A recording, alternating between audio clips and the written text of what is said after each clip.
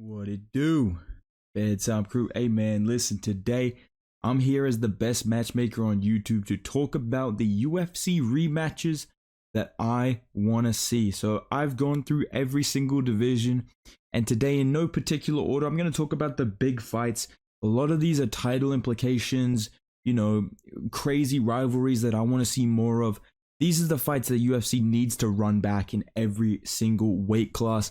Let's jump straight into it with a recent title fight that took place that honestly, I believe that, you may think I'm joking in some parts of this video, but I'm gonna be real with you, bro. This is a genuine opinion. I think this fight could be competitive if they do a rematch, okay? I wouldn't be mad at Alex Pereira and Jamahal Hill running it back eventually down the line. I think if you have a rational mind about MMA, just like me, you can kind of see the vision here. You can kind of see that I'm cooking a little bit when you think about the fact that obviously Jamahal Hill is going to change his approach, and if he does beat up fucking Khalil Roundtree, which I think he's going to, you do have a bit of a case for him versus Yuri, and I think he can beat Yuri Prochazka. So if he beats both of those guys and Alex Pereira beats Magomed Ankalaev in the meantime, I'm not mad at them running it back, bro. It's kind of a cool redemption storyline. And it continues the character arc, like an anime, trust, of the Glover Teixeira, Jamahal Hill, Alex Pereira rivalry. So hear me out on this one. Light heavyweight division. I wouldn't be mad at seeing this fight go longer than 3 fucking minutes, alright, you guys? Let's move on to a different weight class. And I talk about this every video, but you know what, man? I'm gonna say it one more fucking time for the people in the back. Let's run this one back one more time. That just rhymed. Holy shit. Give me Belal versus Leon, bro. The UFC is talking about UFC 304. First of all, Curtis Blades versus Tom Aspinall should be fighting for the interim belt. If you're doing if you're doing Tom Aspinall versus Cyril Gane, what the fuck are you doing? But the main event to that card, Leon Edwards. Your time has come. There's no way out of this one. You can run, but you can't hide. You are getting hit with that 49-46 unanimous decision by Belal. Remember the name Muhammad, bro. They need to make this fight. This is not a joke. This fight needs to be run back in the welterweight division immediately. It's too inconclusive. Leon Edwards did not dominate the first round. I feel like doing a whole fucking video on it. But you know what the thing is? It doesn't even matter if I do a whole video on it, because people in the comments will still be like, no, bro, he got 10-8'd, bro. You're salty, dude. Belal sucks. I feel like I'm getting gaslit, bro. I feel like I'm getting gaslit, bro. Okay? Leon Edwards did not dominate Belal Muhammad. They need to do a rematch, alright? That's my pick for the welterweight division. Let's get into some other, more controversial takes that I have. These ones are pretty obvious ones. Starting off, I'm not going to do the crumweight division. Starting off in the middleweight division. You know what, bro? I want to see Hamzat versus GM3 too. Okay? I'm just saying, GM3 got hit with less strikes than Kamaru Usman, bro. He might low-key be the toughest matchup for Hamzat Chimaev at middleweight, dude. And I think this is the perfect fight to prove that he's a middleweight contender. Obviously, the winner of this one's going to be getting a title shot. They're going to be moving into the middleweight GOAT conversation. And I'm serious, guys. We don't have enough footage from that first fight to really determine who's the better fighter. I believe there is a case here to rematch this fight and run back one of the greatest rivalries of our generation, Hamzat Chimaev versus Gerald Meerschaert. I mean, am I crazy for saying this is no sarcasm? Am I crazy for saying this is a great win for Chimaev? The first one's kind of a great win. It's kind of aged quite well, to be honest. So let's run this one back. I mean, like I said, the winner of this is going for the title, obviously. They're heading into that middleweight GOAT convo. You need to run that one back. Let's move on to the crumweight division, the flyweight division. And honestly, guys, I don't know about you, but I've been thinking about this fight nonstop. I just wanted more of it. I wish it was a 5-round main event. I wish it was this weekend's main event, because it's complete trash this weekend. It should be Alex Perez versus Muhammad Mokaev too. Like I said, the first fight was so entertaining. The first fight was so fucking amazing. It blew my socks off, bro. Okay? It's such a Lucas Tracy fucking phrase. But listen, dude. This was a complete banger, bro. I mean, the wrestling scrambles were insane. The striking from Mokaev, I mean, my God. What a masterpiece at flyweight. I feel like this is the fight to make in that division. especially if Alex Perez loses this weekend. Let's make a main event 10 rounder, Alex Perez versus Muhammad Mokaev 2. We need to settle the score. We need to find out who truly is the best wrestler in the flyweight division. This is the fight that I want to see in the victim weight class. I mean, let me know what you guys think of this rivalry. I could see a trilogy happening here, to be honest. And speaking of, this is another fight that I believe could end up being a trilogy, bro. Simply because when these two get in the octagon, fists are flying, feet are flying, all right? It's back and forth. It's very competitive, more competitive than the last title fight in that division. And honestly, at bantamweight, I think Sean O'Malley needs to run it back with Chris Moutinho, bro. I mean, Chris Moutinho, literally, no joke, did better than Chito Vera. So at this point, can we not justify this fight happening? I feel like you can make it happen, dude.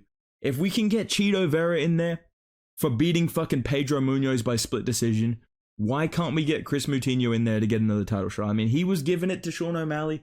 He was making him fight, tooth and nail. Herb Dean prematurely stopped it. I truly believe Chris Moutinho would have won that decision, bro. So for that reason alone, this is the fight that you have to make at bantamweight. I see a lot of casuals online talking about Merab versus O'Malley, Sandhagen versus O'Malley. Like I said, complete casuals. Real MMA fans know Chris Moutinho is the guy to beat Sean O'Malley if anybody can do it. So let's run this one back. Maybe at the Sphere in Las Vegas. I mean, Moutinho is a huge name in the bantamweight division. I think he could sell out the Sphere by himself. Him versus O'Malley, that's a huge fight to do. The winner of that can obviously take on big names. Maybe up at featherweight, like Dane Egate, or Cub Swanson. So let's do O'Malley versus Moutinho 2 in the featherweight division. Let's go up to the heavier weight classes, where a reason that I picked Pereira versus Hill unironically is because sometimes great matchups get ended prematurely, okay? And when that happens to me in my personal life, it's a problem. When it happens in the UFC, it can be rectified, you know what I'm saying? It can get another shot, unlike me, you know what I'm saying, dude? Please call me back. Anyways, heavyweight division, one fight that I need to see again just to make sure. Let's do Blades versus Almeida 2. Obviously, the first round of that fight was, complete fireworks, dude. Complete fireworks from bell to bell, non-stop action, just Gelton Almeida just breathing on Curtis Blades. I mean, just, trying to get to all types of positions like half guard and mount and like missionary. Like, he's just trying to get everywhere and he's trying to impose his will. And then I really want to make sure that finish, represents the fight perfectly. If I need to see Curtis Blades knock out Gelton Almeida again, so be it, right? I mean, I'm sure you guys would love to see that happen again. So let's run back this incredible fight, especially for Gelton Almeida. I mean, what a warrior. I want to give him a second chance to see Valhalla, just like you saw at the end of round 2. Let's do Gelton Almeida versus Curtis Blades 2. And I mean, again, I wouldn't be mad at a trilogy, a quadrilogy, however many times it takes, dude, to make sure we know Blades is the better fighter. Let's move on to maybe one of the most controversial fights in UFC history. It's almost like a piece of the UFC iceberg. You know what I'm saying, dude? This is one of those fights that you try not to tell your friend about it, right? Like, they're getting into UFC and they're like, oh, I found this old pay-per-view, bro. What is this one? Why don't you have any writing on this one? And you're like, bro, we can't watch that one. Okay? I think the fight was so close. I don't think there was a really conclusive winner. I had it 2-2 going into the 5th. Let's do Gaethje versus Ferguson 2. Again, like I said, call me crazy, guys. I had it 2-2 going into the 5th. I think that was anybody's fight. And honestly, I think Tony Ferguson, he needs another chance to take out Justin Gaethje. They're both coming off some losses. Obviously, Gaethje just took a lot of damage getting knocked out. Tony Ferguson, he's taken a bit of damage, like not too much, like just a little bit over the past couple of fights. I think this is a pretty fair matchup. And again, we need to make sure, definitively who is the better fighter, Justin Gaethje or Tony Ferguson. I mean, Tony Ferguson did not get knocked out in his last fight. Justin Gaethje did. So do with that information what you will when it comes to betting on the fights. Me personally, I'm throwing up my kids' college funds on Tony Ferguson by decision, as any smart bettor would do. But let me know down below, guys, who do you think would win Tony Ferguson versus Justin Gaethje 2? All right, that's my pick for the lightweight division. I've got one more left in the featherweight division. And obviously, there's a lot of rematches that people are talking about in this weight class. Alexander Volkanovski versus Max Holloway. They're talking about doing a quadrilogy if Max beats Ilya. Ilya versus Volk 2, right? Evloev versus Diego Lopez 2. You got a lot of good choices here. But I decided to go with a bit of a deep cut in the featherweight division. Again, those are kind of casual matchups, the one I just mentioned. This is what the hardcores want to see. I want to see Bryce Mitchell, brother, get his revenge on Josh Emmett. I want to see Emmett versus Mitchell 2. Again, the first fight was just too short, bro. Who's with me, guys? I feel like fights should not be allowed to be stopped in the first round. Call me crazy. I feel like Ben Askren deserved a second chance against Masvidal. And I believe Bryce Mitchell deserves another shot against Josh Emmett in a stand-up only fight. This is what I want to see as the rematches of every single weight class. Let me know your guys' thoughts down below. What rematches do you want to see in every UFC division? What do you think of the fights that I've made today? I mean, I'm the best matchmaker on YouTube. And can I just say, guys, you are one of the best fan bases on YouTube, okay? Because I opened my Instagram to countless notifications. Steve Erceg himself, I'm not trolling right now, viewed my fucking Instagram story, and I thought, all right, what's going on? I check Instagram. Look at the comment section on this post by the official UFC account about Steve Erceg. I think you may see a bit of a pattern here of what the comment section is talking about when we're talking about the Steve. There's more, by the way. It's just not loading. I'm pretty sure. Yeah, it's loading. Yeah. There's still it's bedtime crew, more bedtime comments, title reign incoming. This is going on like continuously for the entire comment section. So I just wanted to say thank you guys for all the support, man. If we can get the Erceg interview, we're gonna change the game forever. But if this is the best we can do, I'm pretty happy with it. So appreciate you guys with all the support lately. Thank you for 28,000 subscribers as well.